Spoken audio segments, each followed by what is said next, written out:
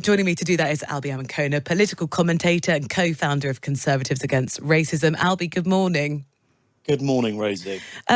What did you study at university? Do you sense that there's this sort of bit of a shift now against, well, what the Prime Minister's calling rip-off degrees?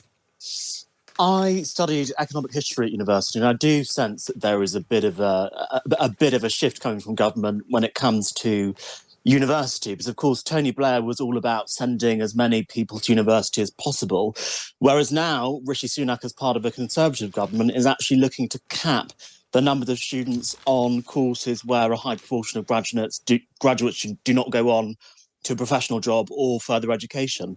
And they actually also want to limit the amount of fees that can be charged for foundation courses. Now, the reason why this is really important is because universities make a lot of money from their foundation courses, and they actually make a lot of money from their courses which are perhaps more like media studies, film studies, that really do attract a much wider variety of different kinds of students. So this is not just limiting students' choice when they're going to university, it's actually limiting universities' sources of revenue. The sort of argument from the Labour Party is this is sort of putting up barriers to opportunity in areas where there are fewer graduate jobs. You know, further down the line, could we see a slightly negative knock-on effect to this, where maybe jobs in more creative industries don't have a sort of a whole group of ready, active, eager, hungry graduates?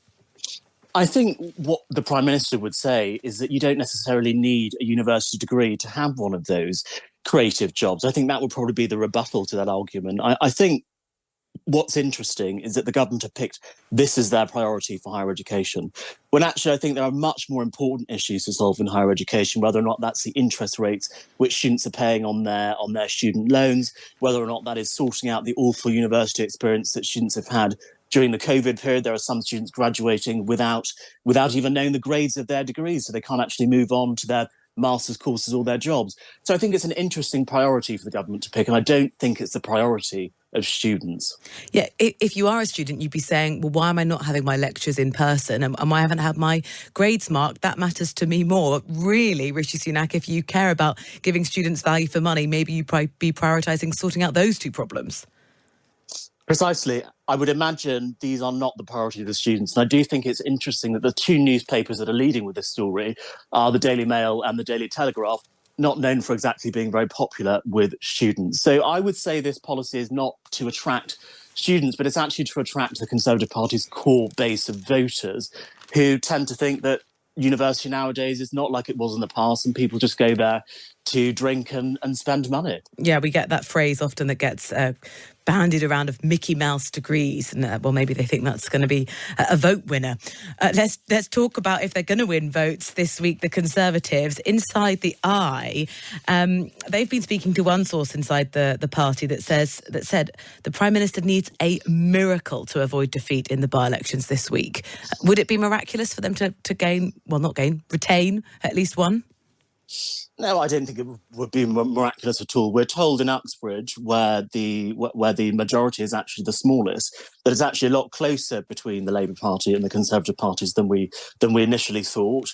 And actually in Selby and Somerton and Frome, they actually have huge majorities. So I'm not expecting it to be miraculous if they manage to keep a seat. It would be disastrous, however, if they lost all three seats. What do you think is going to happen? Rosie, you'll have to ask me next week. I'm not in the game of making estimates about by-elections, unfortunately. You said it's, let's say the Conservatives have the worst case scenario. They lose all three. Suddenly, Parliament's in recess for the summer. There's clamour, really, for much more clarity when it comes to what these election battlegrounds are going to be. It's going to sort of more than bruise the Conservatives. I think it's quite normal for a governing party which has been in power for the best part of 13 years, hasn't exactly performed very well over the last 12 months because of first Boris Johnson, Partygate, then Liz Truss's mini budget. Rishi Sunak has managed to come in and stabilise things, but ultimately the damage is already done.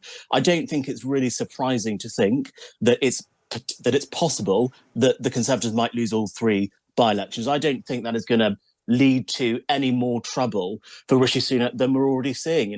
When we think about the 5 pledges that Rishi Sunak has, I won't recite them like the MPs do, but it's not looking very likely that those 5 pledges are going to be met by the end of the year. So then what is the basis upon which he can build his manifesto for the next general election?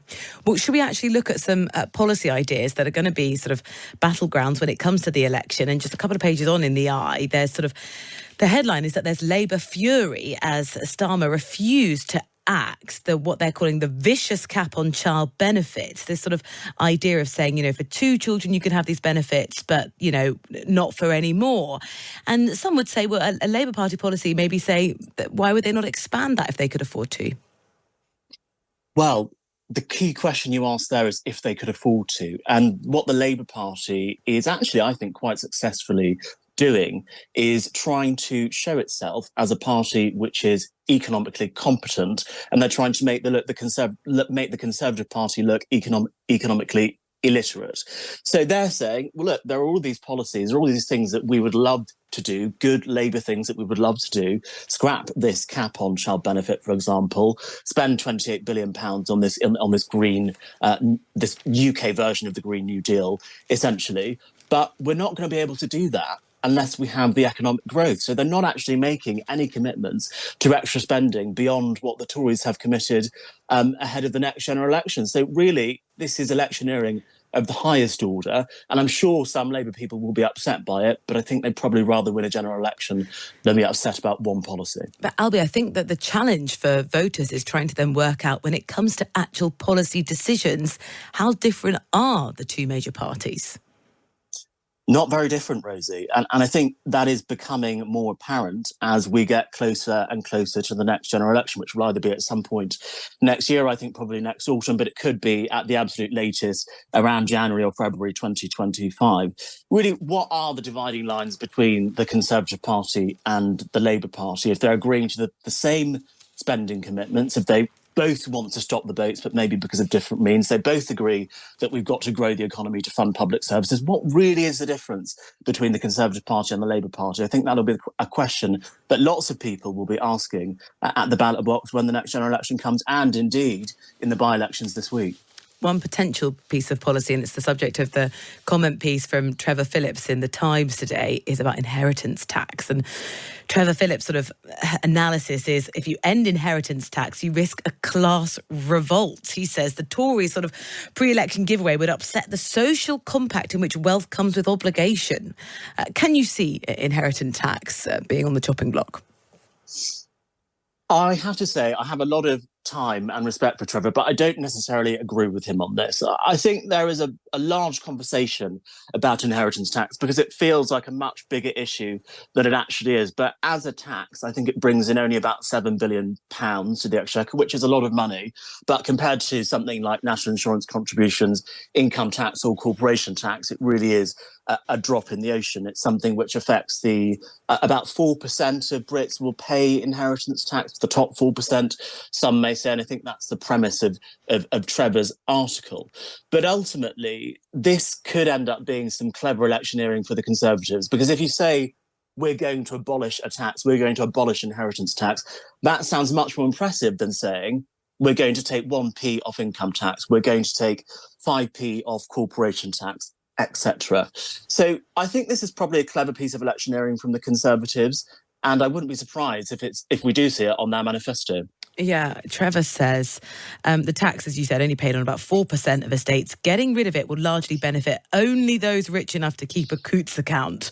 So you think it's a clever piece of PR rather than actual policy that's going to do much to change the bank balance?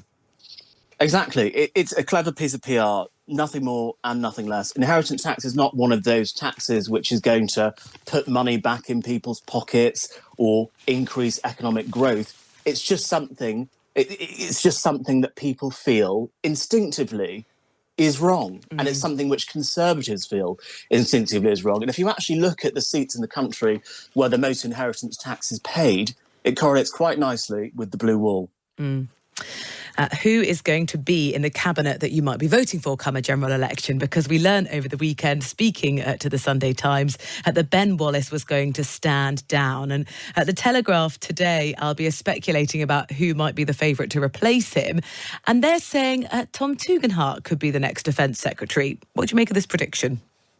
Well, I mean, it is pure speculation at this point. There are a number of names which come up. Penny Mordaunt is one, Tom Tugendhat is another, Brandon Lewis, James Heapy.